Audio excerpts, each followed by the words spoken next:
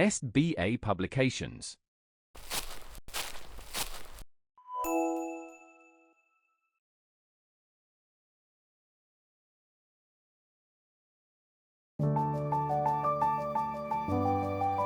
नमस्कार मेरे प्यारे बच्चों, आज हम सीखने जा रहे हैं आपका पाठ 18 जिसका नाम है बलशाली भीम, मतलब ताकतवर भीम।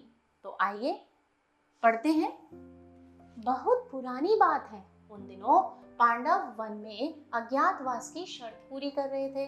अज्ञातवास होता है बच्चों जिसके बारे में पता ना चले कि आप कहाँ रह रहे हैं। अपनी माँ कुंती के साथ किसी ब्राह्मण के घर में वह रहते थे। पांडवों ने अपने वेश बदल लिए थे ताकि कोई उन्हें पहचान ना सके, क्योंकि अज्ञातवास में ऐसा ही किया जाता है कि आपको कोई पहचाने ना और किसी को पता ना चले कि आप कहाँ रह रहे हैं। एक दिन भीम को छोड़कर बाकी भाई बाहर गए हुए थे।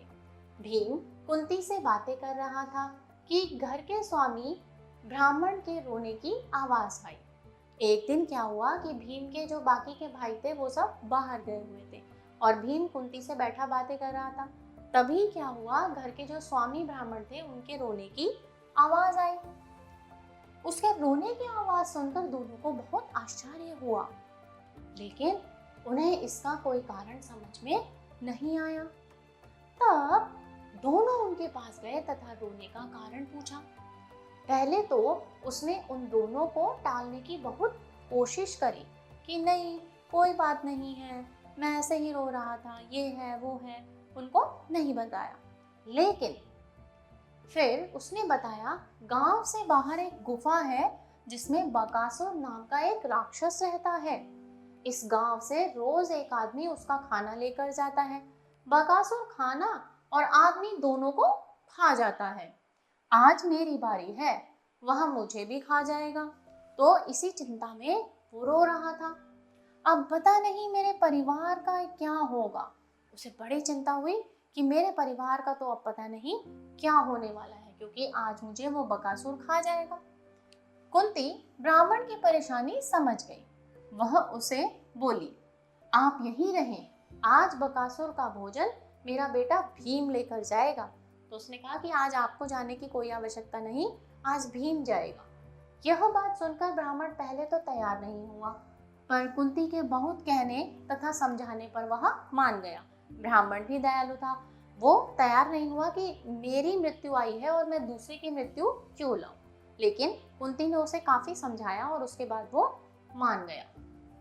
भीम ने गांव वालों से बैलगाड़ी में बकासुर का खाना लादने को कहा तथा इस काम में लोगों ने मदद भी की। अब भीम ने गांव वालों से कहा, भाई इसमें खाना लाद दो और मैं जाऊंगा। जब गाड़ी में सारा खाना लाद दिया गया तब भीम गाड़ी पर गाड़ीवान की जगह बैठ गया तथा उसे धीरे धीरे चलाने लगा। साथ ही वह बकासुर का खाना भी खाने लगा। अब वो धीरे धीरे गाड़ी भी चलाने लगा और जो खाना गाड़ी में लादा हुआ था लोगों ने उसे भी वो खाने लगा। इससे उसका रास्ता आराम से भी कट गया। उधर गुफा में बकासुर का भूख के मारे बुरा हाल हो गया था।